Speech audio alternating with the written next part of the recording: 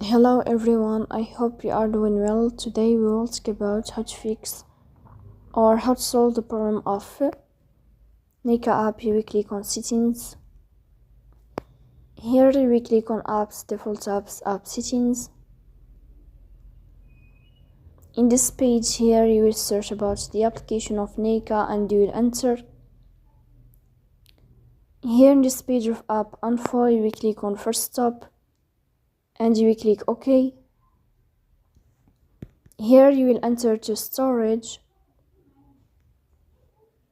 Then we click on clear cache.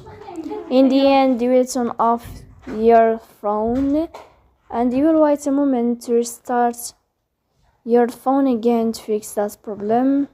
So that's all. Don't forget to support us by like and subscribe. See you next time and thank you for your watching.